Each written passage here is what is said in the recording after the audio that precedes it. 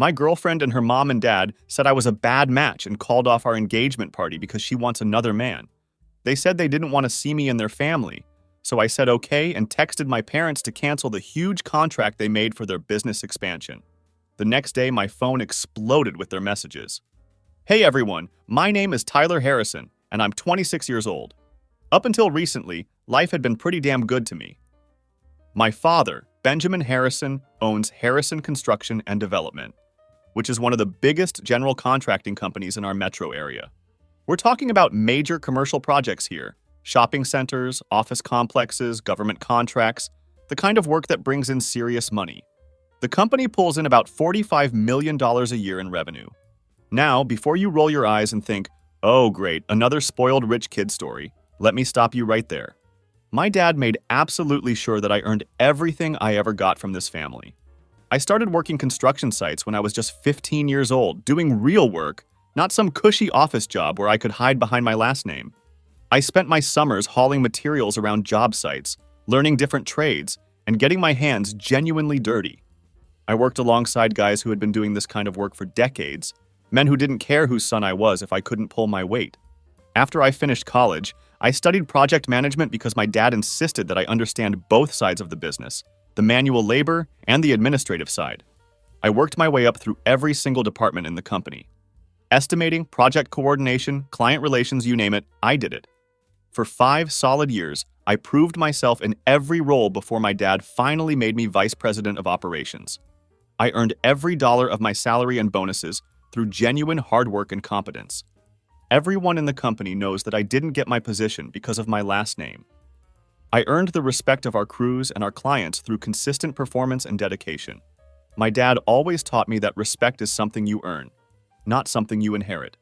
He used to tell me that our family's success came from treating people fairly and consistently delivering quality work. Son, he would say, reputation is the only thing money can't buy. You can lose everything else and rebuild from nothing, but lose your reputation, and you're finished in this business. I took that philosophy to heart and have always conducted myself accordingly. For the past 3 years, the center of my world had been my fiancée. Her name was Sophia Chen. God, even thinking about her name makes my jaw clench now, but back then she was everything to me. Sophia was perfect, or at least I thought she was at the time. She was beautiful, smart, and funny in that effortless way that made every single day feel lighter and more enjoyable. She worked in public relations for some mid-sized firm downtown and made decent money doing it. What I loved most about her was that she seemed to genuinely enjoy spending time with me, regardless of what we were doing together. We met at a charity fundraiser that my dad's company was sponsoring. She was there with a group of friends, just enjoying the evening, while I was there because my father insisted that all family members attend these community events for public relations purposes. I remember feeling somewhat out of place at the formal event when she walked up to me at the bar and said, "You look like you'd rather be anywhere else right now." I laughed and admitted, "Pretty much anywhere." We ended up talking for the entire rest of the night, and I was completely captivated by her. What I truly loved about Sophia was that she never seemed particularly impressed by the money or status that came with my family name. When I told her what my family's business was, she just nodded thoughtfully and asked if I actually enjoyed the work I was doing. When I picked her up for dates in my practical pickup truck instead of something flashy and expensive, she told me she preferred guys who drove practical vehicles because it showed they had their priorities straight. When we went out to dinner, she insisted on splitting the check about half the time, saying she believed in being an equal partner in the relationship. For 3 entire years, I genuinely believed that I had found someone who loved me for who I was as a person, not for what my family could provide financially. Looking back now, I realize what a complete idiot I was being. Sophia's family was a completely different story entirely. Her father, Victor Chen, owned Chen Climate Solutions, which was a mid-sized HVAC and plumbing contracting company. They did solid work and had built a decent reputation in the industry over the years, but they were definitely operating a tier below the major players in our market. Her mother, Linda, was one of those women who seemed to define herself entirely by her husband's success and her daughter's potential for advancement. She had never worked a day in her life, but somehow always had strong opinions about everyone else's career choices and life decisions. Linda was always impeccably dressed, as if she was perpetually heading to some exclusive country club event. She spent most conversations talking about standards and expectations, about what constituted appropriate behavior for people of quality. From the very first day I met them, they treated me in a way that felt strange and evaluative. They weren't exactly hostile toward me, but there was something calculating in how they interacted with me, like they were constantly assessing and measuring me against some invisible criteria.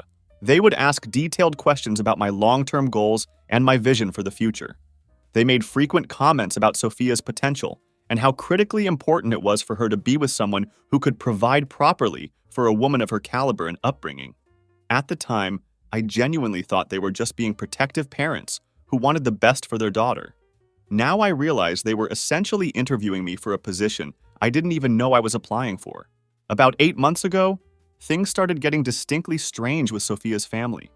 Victor would make these casual, seemingly offhand comments about how business was getting tough in their industry. He would mention how the big contractors were supposedly squeezing out the smaller players through unfair bidding practices and market manipulation. Linda would chime in with mentions of their temporary financial adjustments and how they were repositioning for future growth opportunities. The way they spoke about these issues had an oddly rehearsed quality to it. Sophia started acting differently too during this period. She began asking more detailed questions about my dad's business operations, about upcoming projects we had in the pipeline, and about how contracting decisions actually got made at our company. She would bring up her father's work much more frequently in our conversations, making sure to mention how skilled his crews were and how reliable his company had always been with their clients. At the time, I thought she was just being proud of her family's accomplishments. Looking back now, I can see that she was systematically gathering intelligence about our business operations. The breaking point came about 4 months ago when Victor's company landed in serious financial trouble. A major project had gone completely sideways due to what they described as faulty equipment and massive cost overruns that left them holding the bag for approximately $280,000 in damages. Their insurance company was fighting the claim aggressively, refusing to pay out what Victor insisted was clearly covered under their policy. Meanwhile, suppliers started demanding cash payments up front instead of extending their usual credit terms. Suddenly, Chen Climate Solutions was staring down the barrel of potential bankruptcy after 25 years in business. Sophia was absolutely devastated by her family's situation. She came to me one evening, crying uncontrollably, talking about how her family might lose everything they had worked so hard to build. She explained how her father had dedicated 25 years of his life to building his business from nothing, and now it could all disappear because of one terrible project that had gone wrong through no fault of his own. Seeing the woman I loved in such distress broke my heart completely. I felt terrible for her and her family during this crisis. This was the woman I was planning to marry, and her family was facing potential ruin. So I did what any decent fiancé would do in that situation. I offered to help them however I could. Maybe I could talk to my dad, I suggested to Sophia. We had that new retail complex project starting up soon, and it was going to need major HVAC work throughout the entire development. Maybe we could get her father's company on the bid list for the mechanical systems work. The way Sophia's eyes lit up when I made this suggestion should have been my first major warning sign. Her expression wasn't one of relief or gratitude. It was calculating, almost predatory. "You'd really do that for us?" she asked, with an intensity that seemed disproportionate to the situation. "Of course I would," I replied. "We're going to be family soon, right? That's what families do for each other." That weekend, I sat down with my dad and laid out the entire situation as I understood it. I explained that Victor's company was in serious financial trouble, but emphasized that they had always done quality work and had a solid reputation in the industry. The new Riverside shopping complex project was going to need extensive mechanical systems installed throughout the development, and maybe we could throw them a lifeline by including them in the bidding process. My dad listened carefully to everything I had to say, then asked the kinds of probing questions that I should have been asking myself all along. "Son, what does their actual financial situation really look like?" he wanted to know. Because if they're genuinely struggling with cash flow issues, taking on a major project like this could actually make things worse for them, not better. A big contract requires significant upfront investment in materials and labor. I found myself defending Victor's company, insisting that I thought they just needed one good break to get back on their feet financially. This could be exactly the opportunity they need to stabilize their business and move forward, I argued. Dad studied me for a long moment with that look he gets when he's trying to read a situation. "This is really important to you, isn't it?" he asked finally. I nodded and confirmed that it was extremely important to me. After another pause, he made his decision. All right, son. Have Victor submit a formal proposal for the mechanical systems work. If the numbers work out competitively and they can demonstrate they can handle the scope of the project, we'll seriously consider giving them the contract. Victor's proposal came in exactly 3 weeks later. It was a comprehensive bid for $1.4 million to handle all HVAC, plumbing, and fire suppression systems for the entire Riverside complex. The price point was competitive with other bids we had received, the timeline was reasonable and realistic, and Victor's crew had the documented experience and certifications to handle work of this magnitude. However, when Dad's due diligence team did their standard background check on Chen Climate Solutions, they found some deeply concerning information. The company was in much worse financial shape than I had realized or been told. They owed substantial amounts of money to multiple suppliers, had several outstanding liens against their business, and their bonding capacity was completely maxed out. Taking on a project of this size represented a massive financial risk for a company in their position. Tyler, my dad told me after reviewing all the findings, this contract could either completely save their business or finish them off entirely. If they can't perform according to specifications, or if they default halfway through the project, it's going to cost us significant time and money to bring in replacement contractors and fix any problems. But if they can successfully pull it off and complete the work on schedule, then they'll be back in business and we'll have a solid, reliable subcontractor for future projects. Despite all the red flags and financial concerns, Dad made his final decision based on his trust in my judgment and his own sense of fairness in business dealings. He structured the contract with strict milestone payments and rigorous quality control checkpoints, but ultimately he gave Victor the job. When I called Sophia to tell her the news, she cried with what seemed like genuine relief and gratitude. Victor shook my hand so enthusiastically when we met to sign the contracts that I thought he might actually break something. Linda, who had always maintained a certain cool distance from me, actually hugged me, the first time she had ever shown any genuine warmth toward me. "You saved us," Victor said with tears in his eyes. "I won't forget this kindness ever. Your family has given us a second chance when no one else would." For the first time since I had known Sophia's family, they treated me like I truly belonged and was valued as a person. Victor started calling me son in conversations. Linda stopped making those passive-aggressive comments about my future plans and financial prospects, and their gratitude felt completely genuine, warm, and real. I genuinely believed that I had finally proven myself worthy of their daughter and earned my place in their family. I had absolutely no idea that I had just signed my own death warrant. The Riverside project was going exceptionally well over the following months. Victor's crews were consistently meeting their deadlines. The quality of their work was meeting all of our specifications, and the milestone payments were helping them systematically dig out of the financial hole they had found themselves in. For 4 months, everything in my life felt absolutely perfect. Sophia and I were actively planning our wedding, discussing venues and guest lists, and all the details that come with organizing a major celebration. Her family was treating me like absolute gold, including me in family decisions and making me feel like a valued member of their inner circle.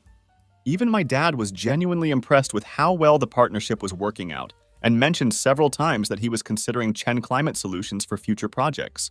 Then came the dinner that completely changed everything in my life. It was a Tuesday night in late November, and Sophia and I were at her parents' house for their weekly family dinner.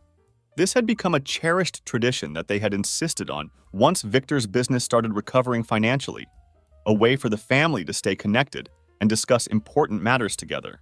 We were talking about wedding plans, specifically discussing the budget we had established for the celebration.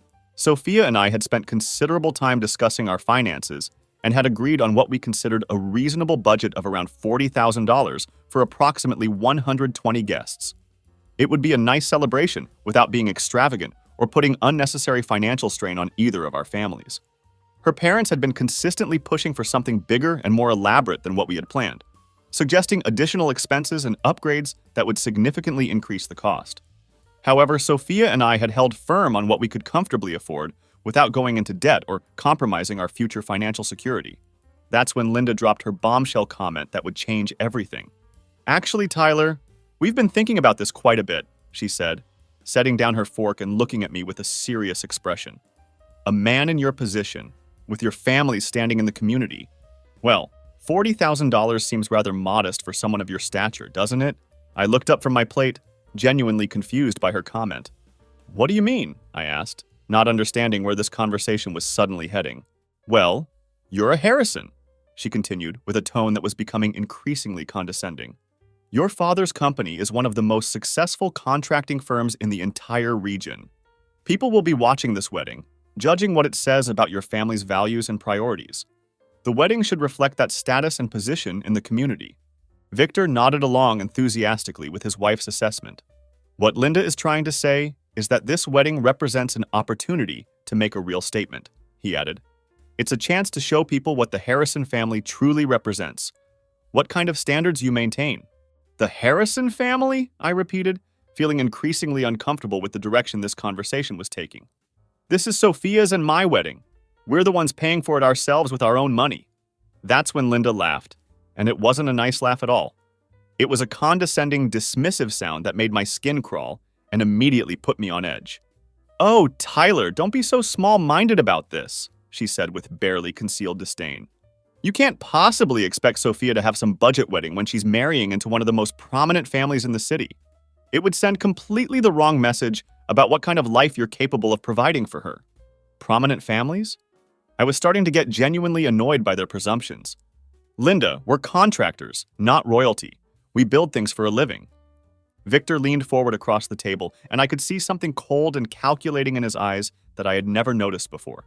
Tyler, son, you need to understand something important here, he said in a patronizing tone that immediately set my teeth on edge. Sophia deserves the absolute best that life has to offer. She's been raised with certain expectations and certain standards of living. A $40,000 wedding sends the wrong message about what kind of life you can actually provide for her long term. I looked directly at Sophia, fully expecting her to back me up and remind her parents that we had already discussed this extensively and made our decision together as a couple.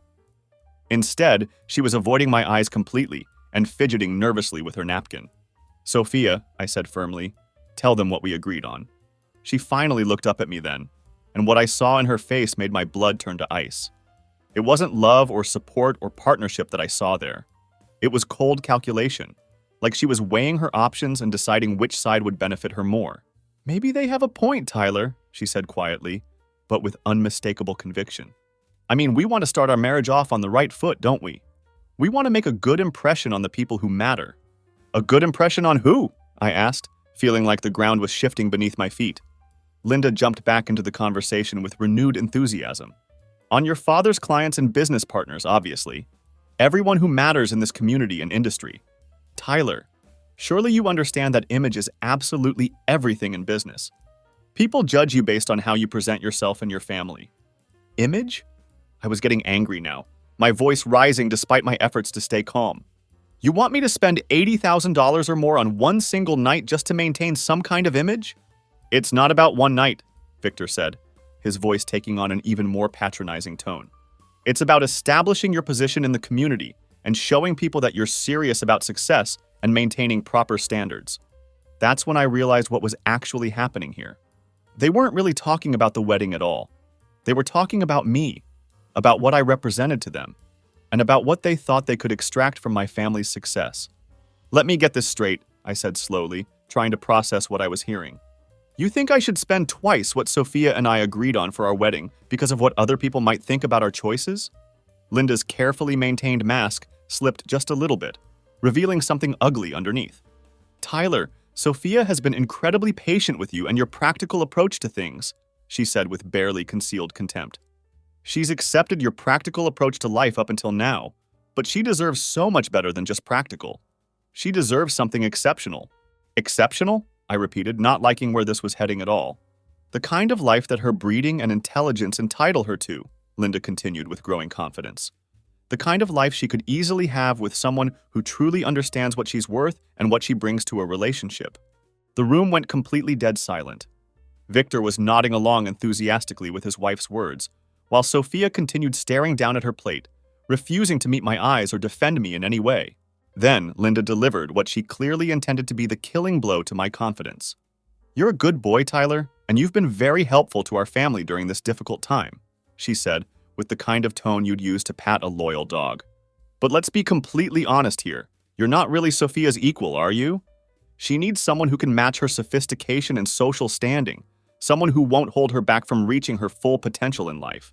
I felt like I had been punched directly in the gut. Hold her back, I managed to say. Victor jumped into the conversation eagerly, clearly sensing that they were making progress in whatever this intervention was supposed to accomplish. What Linda means is that Sophia has options, son, he said with fake paternal concern. She's beautiful, she's educated, she comes from a good family with strong values. She could marry literally anyone she wants, a doctor, a lawyer, someone who runs their own business instead of just working for daddy. Working for daddy? I repeated, feeling my anger starting to build. There it was, laid out completely in the open. I looked at Sophia one more time, silently begging her to say something, anything, to defend me or defend what we had built together over 3 years. Instead, she finally looked up from her plate and met my eyes directly. "They're right, Tyler," she said quietly, but with unmistakable firmness. "I've been thinking about this situation for a while now, and I don't think we want the same things anymore. I think we should call off the wedding." Just like that, 3 years of my life together with Sophia ended in the span of a single dinner conversation. She ended our entire relationship because her parents had decided that I wasn't good enough for their precious daughter, and she had simply agreed with their assessment. I didn't yell, I didn't argue with them, and I didn't beg her to reconsider her decision. I just sat there for several long moments, processing the fact that the woman I had been planning to marry had just discarded me like a broken appliance that was no longer useful to her. Then I did something that surprised all of us, including myself. I smiled calmly and reached across the table. "I understand completely," I said in an even voice, gently pulling the engagement ring off Sophia's finger and setting it carefully on the table in front of her parents. "Thank you for being so honest about how you really feel about me and our relationship." I stood up from my chair, looked each of them directly in the eye and said, "You know what? You're absolutely right about everything. Sophia does deserve someone who can match her sophistication and social standing. I sincerely hope she finds exactly what she's looking for." Then I walked calmly out of their house, got into my truck, and drove home without looking back. But here's the thing. I wasn't upset or heartbroken like they probably expected me to be. I was something much more dangerous than that. I was completely calm and thinking clearly for the first time in months. I sat in my driveway for 25 minutes with the engine off, just thinking through everything that had happened and what it all meant. I wasn't thinking about Sophia anymore. That relationship was over and done with, and I was already beginning to realize what a bullet I had dodged. Instead, I was thinking very carefully about the contract. The $1.4 million lifeline that my family had thrown to Victor's company when they were drowning financially. The contract that had saved their business, restored their comfortable lifestyle, and apparently convinced them that they were now too good to associate with the family that had rescued them from bankruptcy. I pulled out my phone and called my dad. "Tyler? Everything all right, son?" "It's pretty late for a phone call," he answered, clearly concerned about why I was calling at this hour. "Dad, I need to talk to you about the Chen Climate Solutions contract," I said directly. There was a pause before he responded. "What about it?" "Sophia and I just broke up permanently," I explained. "Her family made it very clear that I'm not good enough for their daughter. Apparently, I'm just some guy who works for his daddy and could never provide the kind of sophisticated life that Sophia deserves." There was another pause, much longer this time. When Dad spoke again, his voice was ice cold in a way I had rarely heard before. "Is that so?" "Yeah, they seem to think that Sophia had much better options available to her," I continued. "More sophisticated options with men who wouldn't hold her back from reaching her full potential in life." "And how do you feel about that assessment, son?" he asked. "I feel like maybe we should seriously reconsider our business relationships," I said clearly. "After all, if I'm not good enough to marry into their family, maybe Harrison Construction isn't good enough for them to work with either." Dad was quiet for a long moment, and I could practically hear him thinking through the implications. Then he said, "Tyler, that contract has a termination clause built into it. We can cancel for convenience with 30 days notice and a 12% penalty fee." I quickly calculated that the penalty would be approximately $168,000. "Victor's already been paid for all the work completed so far," Dad continued, "so we wouldn't be cheating him out of money he's legitimately earned. But canceling the contract would put his company in a very difficult financial position." "How difficult?" I asked. "Well, they've hired additional crews specifically for this project," Dad explained. "They've leased new equipment and taken out loans based on the guaranteed contract value. If we cancel now, they'd be seriously overextended with no major projects lined up to cover their new overhead expenses. I thought about Linda's condescending laugh. I thought about Victor calling me son, while secretly believing I wasn't worthy of his daughter. I thought about Sophia sitting there nodding along while her parents systematically dismantled 3 years of my life. Dad, what would happen to Chen Climate Solutions if we canceled this contract? Honestly, they'd probably go completely under within 6 months, he said bluntly. The penalty fee wouldn't be nearly enough to cover their new financial commitments, and Harrison Construction represents their only major client right now. And what about Harrison Construction? How would the cancellation affect us? We'd take a financial hit on the penalty fee, and we'd have to find a new mechanical contractor to finish the project, Dad admitted. But we'd be fine overall. We might even save money in the long run if we can negotiate better rates with a different contractor. I made my decision without hesitation. Dad, I want you to cancel the contract immediately. You're absolutely sure about that, son? He asked. That's a lot of people's livelihoods we're talking about here. I'm completely sure, I replied firmly. They made their position very clear tonight. If I'm not good enough for their family, then our company's money isn't good enough for their business. All right, Tyler, Dad said, with unmistakable approval in his voice. I'll have our legal department draft the termination notice first thing in the morning. It'll be delivered by close of business tomorrow. Thanks, Dad. Son, for what it's worth, I think you're making the right choice here, he said. Family loyalty has to go both ways. If they can't see your worth, then they don't deserve our support. I hung up the phone and went inside my house. For the first time in months, I slept like a baby. The next morning, I woke up to 19 missed calls and 27 text messages on my phone. The fun was just beginning, and I was going to enjoy every single minute of it. The first wave of panicked calls started around 10:30 a.m., right after the contract termination notice was officially delivered to Chen Climate Solutions. Victor called first, sounding confused and completely panicked about what he clearly thought must be some kind of administrative mistake. Then Linda called, her voice shrill with barely controlled hysteria. Finally, Sophia called, leaving multiple voicemails asking if there had been some terrible misunderstanding that could be cleared up with a simple conversation. I let every single one of them go straight to voicemail. I had much more important work to do than listen to their desperate attempts to salvage the situation. You see, canceling the contract was just my opening move in what was going to be a much more comprehensive campaign. I had been thinking all night about how to really twist the knife and make them understand the full consequences of their actions. That's when I remembered something potentially very useful. 2 months ago, Sophia had asked me to help her friend Kelly get a job at my dad's company. Kelly worked in accounting and had excellent qualifications, and we had been looking for someone to help with project billing and financial oversight. Kelly was smart, detail-oriented, and genuinely grateful for the opportunity we had given her. Over the months since she'd been hired, we had become friendly in a purely professional way. Nothing romantic, just normal workplace friendship. But Kelly had access to all of Harrison Construction's financial records, including detailed information about our subcontractors' payment histories, work performance, and business relationships. So I decided to ask Kelly to do me a small favor. I told her I wanted to see all of Chen Climate Solutions' payment records, work history, and performance evaluations. Officially, it was for a routine partnership review that we conducted periodically. Unofficially, I was looking for ammunition to use against them. What Kelly found in their records was absolutely pure gold. Chen Climate Solutions hadn't just been struggling financially due to normal business challenges. They had actually been cutting corners systematically to keep their bids competitive and maintain profit margins. They were using cheaper materials than specified, conducting fewer quality control checks than required, and rushing installations to save on labor costs. Nothing that would cause immediate system failures, but definitely practices that would lead to serious problems down the road for their clients. More importantly, Victor had been padding his invoices consistently. Not by huge amounts that would raise immediate red flags, just enough extra hours here and some inflated material costs there to fly under the radar. Over the course of our project, he had probably skimmed an extra $60,000 from Harrison Construction through these fraudulent billing practices. But the real bombshell came when Kelly dug deeper into the timeline of Chen Climate Solutions' recent work history and financial troubles. That's when we discovered something that made my blood absolutely boil with rage. Victor's company hadn't gotten into financial trouble because of one unlucky project that went sideways through no fault of their own.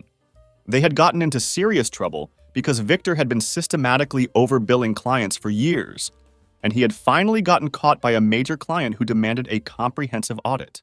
The client who had caught Victor's fraudulent practices? Hutchinson Development, one of Harrison Construction's biggest competitors in the commercial space. When the pieces started falling into place, I realized the full scope of what had been happening. Victor's financial crisis wasn't the result of bad luck or market conditions. It was the direct result of years of fraudulent billing practices finally catching up to him.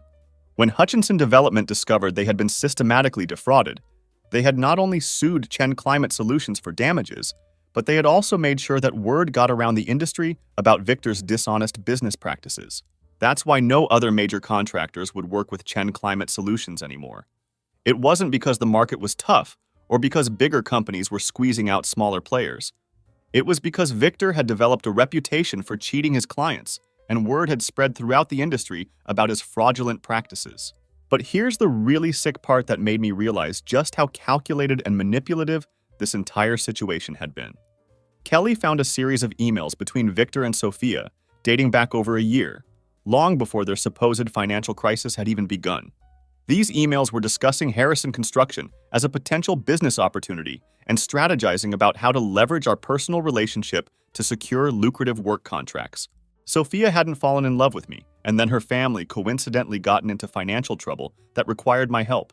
Sophia had been systematically cultivating our relationship for over a year specifically to position herself and her family to help her father's failing business. I had been played from the very first day we met. Our entire relationship had been nothing more than an elaborate business development strategy. The emails were absolutely damning evidence of their long-term deception. Sophia was asking detailed questions about my dad's upcoming projects, about his decision-making process for selecting contractors, and about which employees had the most influence over contracting decisions. Victor was coaching her on what specific information to gather and how to bring up her father's company in casual conversation without making it seem obvious or manipulative.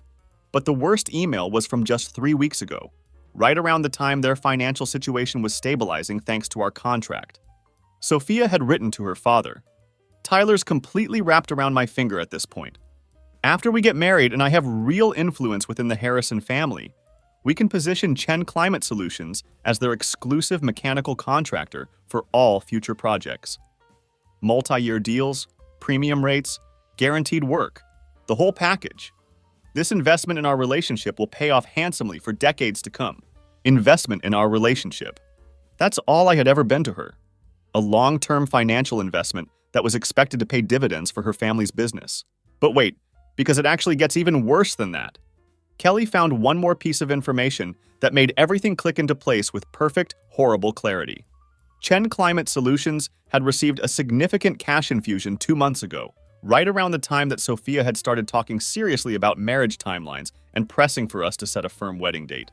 The money had come from Linda's brother, Nathan Webb, and Nathan Webb was a partner at Webb Richardson and Associates, the law firm that represented Hutchinson Development in their lawsuit against Chen Climate Solutions for fraudulent billing practices. I stared at the documents spread across my desk for a long time, putting together the final pieces of this elaborate puzzle. Victor had been stealing from clients for years through systematic billing fraud.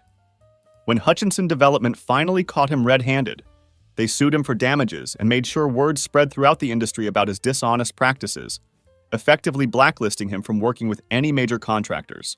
Victor was facing both bankruptcy and probably criminal charges for his fraudulent business practices. That's when Linda's family stepped in with a comprehensive plan to save the situation. They would use Sophia to hook a Harrison, secure a major contract to stabilize the business temporarily, and then use the marriage to position Chen Climate Solutions as Harrison Construction's preferred contractor for all future projects going forward. Sophia's relationship with me had never been about love or genuine connection. It was a multi-year business development strategy designed to infiltrate my family's company and secure long-term financial benefits for her family. And now that they had successfully obtained the contract and thought their financial situation was stable, they were cutting me loose because I was no longer useful to their plans. They probably figured that I would be too devastated and heartbroken to cause any serious problems for them. They could easily ride out the contract cancellation penalty while looking for their next mark to exploit. They had seriously underestimated exactly who they were dealing with. Armed with Kelly's comprehensive research, I decided it was time to have some real fun with this situation. But first, I needed to let Sophia know exactly how screwed she and her family really were. I called her around 2:30 p.m., right after I had finished putting together my complete evidence file. "Tyler? Thank God you finally called," she answered immediately, her voice filled with obvious relief and desperation. "We need to talk about this contract situation right away. There's been some kind of terrible misunderstanding that we need to clear up." "No misunderstanding at all, Sophia," I replied calmly. "I canceled the contract because your family made it very clear that I'm not good enough for you. Seems pretty straightforward to me." "Tyler, please, you have to understand that my parents were just stressed about the wedding costs," she said, her voice becoming increasingly frantic. "They didn't mean anything they said last night. They were just—" "Actually, Sophia, I think they meant exactly what they said," I interrupted. "Just like you meant what you said when you decided to call off our engagement." "We can fix this situation," she said desperately. "We can get back together and work everything out between us." I found the timing of that offer very interesting. It was almost like it had something to do with the contract cancellation rather than any genuine feelings for me. There was silence on the other end of the line. "Sophia, I've been doing some very interesting research today," I continued conversationally. "Very fascinating reading material." "What kind of research?" she asked, and I could hear the nervousness creeping into her voice. "Well, for starters, I found out about your father's little billing fraud problem with Hutchinson Development and the lawsuit they filed against him. I also learned the real reason why no other major contractors will work with Chen Climate Solutions anymore." More silence, but I could hear her breathing becoming shaky. "I also found some absolutely fascinating emails between you and your father," I continued, enjoying every second of this conversation. "Emails about leveraging our relationship for business purposes and positioning your family as our exclusive contractor after we got married." I could hear her breathing getting more and more labored as the reality of the situation began to sink in. "Tyler, I can explain everything," she said desperately. "Can you explain the cash infusion from Uncle Nathan?" I asked. "The one that came right around the time you started pushing for us to set a wedding date?" How do you know about that?" she whispered. "Sophia, my family's company has access to comprehensive financial records for all our contractors," I explained patiently. "Due diligence requirements, you know. And when I started digging deeper, I found some very interesting patterns in your family's financial dealings."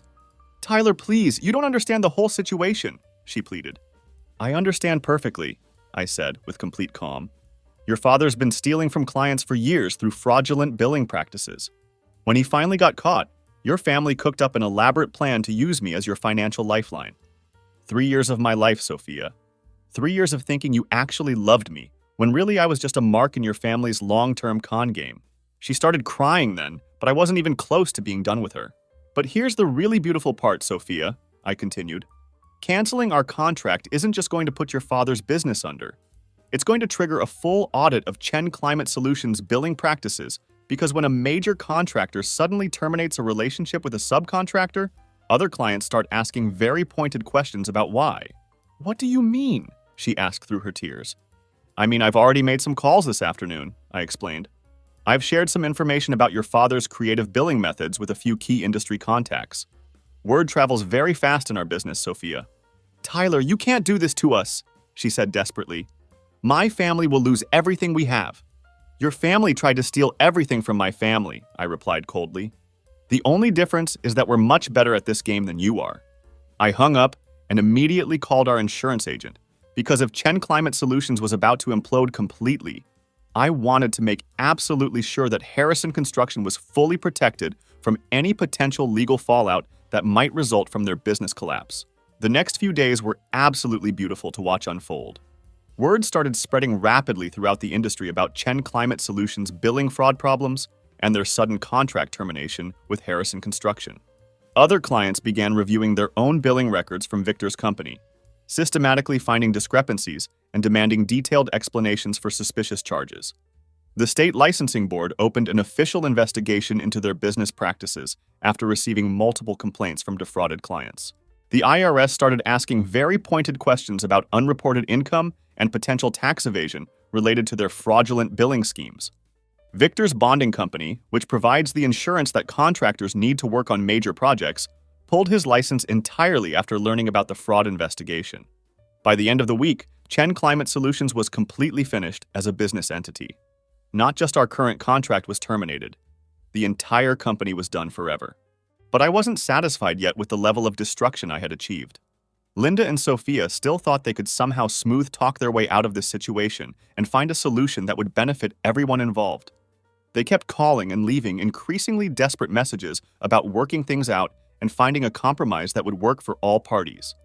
It was time to show them exactly what I thought of their proposed solutions. The begging started in earnest about 3 weeks after the contract cancellation had been delivered. First, Victor showed up at my office, looking like he had aged 15 years in just a few weeks.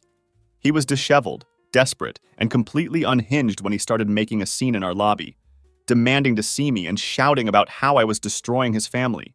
Security had to physically escort him out of the building when he refused to leave voluntarily. Then Linda called, trying to play the family card and appeal to emotions she thought I might still have. She talked about how much they had grown to love me over the years, how I was like a son to them, and how surely we could work past this unfortunate misunderstanding like mature adults. She kept insisting that families should stick together through difficult times. But the call that really made my day was from Sophia herself, about 4 weeks after everything had gone down. "Tyler, I need to see you," she said, her voice breaking with emotion. "Please, just give me 5 minutes to explain everything that happened." Against my better judgment, I agreed to meet her for coffee. I was genuinely curious to see what her final play would be and how she planned to try to manipulate me one last time. She looked absolutely terrible when I saw her.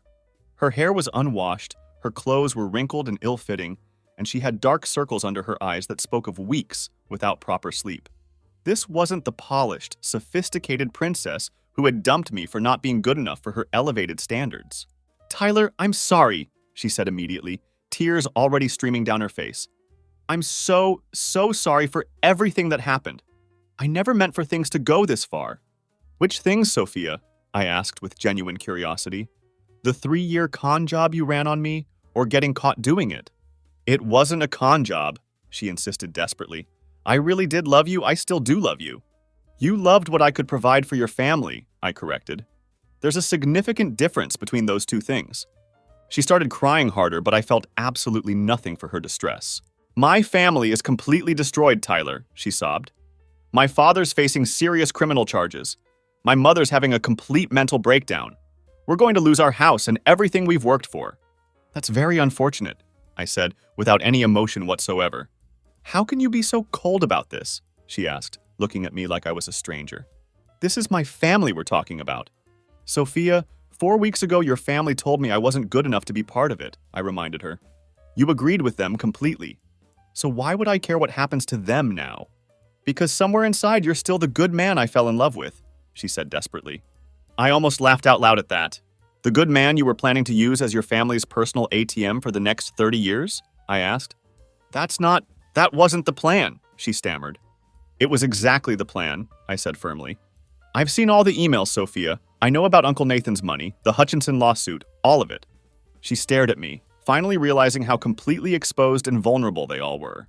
"What do you want, Tyler?" she asked finally. "What will it take to make this stop?" "Nothing," I said simply. "Nothing, Sophia. You can't give me anything I want because what I want is 3 years of my life back. I want to unmeet your family. I want to never have fallen for your elaborate act in the first place." "Tyler, please, I'll do anything," she begged. "We can get back together. I'll sign a prenup, give up any claim to your family's money. Just help us get through this." And that's when I delivered the line I had been rehearsing for weeks. "Sophia, you told me I'd never be good enough for you," I said, with complete calm. "Well, congratulations. You were absolutely right. I'm not good enough to be the sucker who bails out your criminal family. I'm not good enough to pretend your love was ever real. And I'm definitely not good enough to waste any more of my life on people who see me as nothing but a paycheck." I stood up to leave, then turned back one more time for the final blow. "By the way, I hear Hutchinson Development is hiring," I said with a smile. "Your father might want to apply for a position there. I'm sure they'd love to have someone with his extensive experience in creative billing practices." That was 8 months ago, and the aftermath has been even more satisfying than I could have possibly imagined. Victor got sentenced to 20 months in federal prison for mail fraud and tax evasion related to his systematic billing fraud schemes. The judge was particularly harsh because Victor had defrauded multiple clients over several years, showing a clear pattern of deliberate criminal behavior rather than isolated mistakes. Linda had to sell their house and move into a small rental apartment in a much less desirable part of town. She's now working at a department store, dealing with the same kind of customers she used to look down on with such disdain. The irony is absolutely perfect. Sophia moved back in with her mother after losing her marketing job. It turns out that having a convicted felon for a father makes you significantly less attractive to potential employers, especially in professional fields that require trust and integrity. Last I heard through industry contacts, she was working at a call center making about $13 an hour, quite a step down from her previous lifestyle and expectations. As for me, I'm doing absolutely fantastic. My dad made me senior vice president after seeing how I handled the Chen situation with such strategic thinking and decisive action. He said it demonstrated real business instincts and genuine family loyalty that he wanted to reward and encourage. My salary increased to $135,000 plus performance bonuses, and I have much more autonomy in company decision-making. I've been dating someone new for a few months now. Her name is Jessica, and she's a veterinarian I met through mutual friends. She's smart, funny, independently successful, and most importantly, she makes her own money and doesn't give a damn about mine. When I told her the whole story about Sophia's family and their elaborate con game, she just shook her head and said, "Sounds like you dodged a bullet there." The best part of this entire situation happened just last month. Sophia called one more time, but not my personal phone number. She tried calling the office, claiming it was about settling final business matters related to our terminated relationship. My secretary, not knowing the history, put her through to me. "Tyler, I need help," she said, her voice barely above a whisper. "I can't make rent this month and I don't know where else to turn." "Sophia, why are you calling me?" I asked, genuinely curious about her reasoning. Because you're the only person I know who might help me," she admitted desperately. "I'm desperate, Tyler. I'm about to be evicted from my apartment. Have you tried calling one of those sophisticated, successful men your mother thought you deserved?" I asked with genuine amusement. There was complete silence on the other end of the line. "Sophia, 4 weeks before you dumped me, you told your parents that I'd never amount to anything," I reminded her. "You said you needed someone who could match your social standing and sophistication. Well, I'm still the same guy who never amounts to anything according to your family's standards. What makes you think I'd have money to spare for someone as high class as you?" "Tyler, please," she begged. "You know what, Sophia? I've got an idea," I said, enjoying every second of this conversation. "Why don't you call your Uncle Nathan? I'm sure a successful lawyer like him would be happy to help his favorite niece get back on her feet." "Oh, wait, I forgot," I continued. "He's probably not returning your calls anymore since your father's conviction made the family name completely toxic in professional circles." "Tyler, I'm begging you," she said, her voice breaking completely. "And I'm saying no," I replied firmly. "You made your choice, Sophia. You chose to see me as a mark instead of a partner. You chose your family's greed over our relationship. You chose to throw away 3 years for the promise of something better." "I made a mistake," she whispered. "Yes, you did," I agreed. "You made the mistake of thinking I'd be stupid enough to help you twice." I hung up and had my secretary permanently block her number from our company phones. That night, I took Jessica out to dinner at the nicest restaurant in town. We had a wonderful evening talking about her work, saving animals, my latest construction projects, and our plans for the upcoming weekend. It was the kind of real conversation between two people who actually like and respect each other, something I had never truly experienced with Sophia despite 3 years together. While we were eating our meal, I happened to glance out the window and see a familiar figure walking past on the sidewalk. It was Sophia, wearing a uniform from some cleaning service company, clearly heading home from a late shift. She looked tired, defeated, and older than her years. Her once perfect appearance was gone, replaced by the look of someone who had been ground down by the harsh realities of life. For just a brief moment, I felt something that might have been pity for her situation. Then I remembered Linda's condescending laugh that night at dinner. I remembered Victor's patronizing tone when he told me I wasn't good enough for his daughter. I remembered Sophia's cold calculation as she threw away 3 years of what I thought was love for what she believed would be a better business opportunity. The pity disappeared completely. Jessica noticed me looking out the window and followed my gaze. "Someone you know?" she asked casually. "Used to," I said, turning my attention back to my wonderful girlfriend. "Nobody important." And that's the absolute truth. Sophia and her family had been important to me once, back when I thought they were real people instead of predators wearing expensive clothes and fake smiles. But they had shown me exactly what they were through their own actions and choices. I had simply responded accordingly to their true nature. They wanted someone good enough for their elevated standards and sophisticated lifestyle. I genuinely hope they found him. Good luck affording someone like that on $13 an hour. That's my story. 3 years of my life were wasted on people who saw me as nothing but a paycheck with legs, a means to an end rather than a human being worthy of love and respect. But at least I found out who they really were before I married into that family of grifters and spent the rest of my life being exploited. I consider it an expensive education in human nature, but one that was ultimately worth every penny. Now I know exactly what to watch out for, and I'm with someone who values me for who I am rather than what I can provide. Life has a funny way of working out exactly as it should.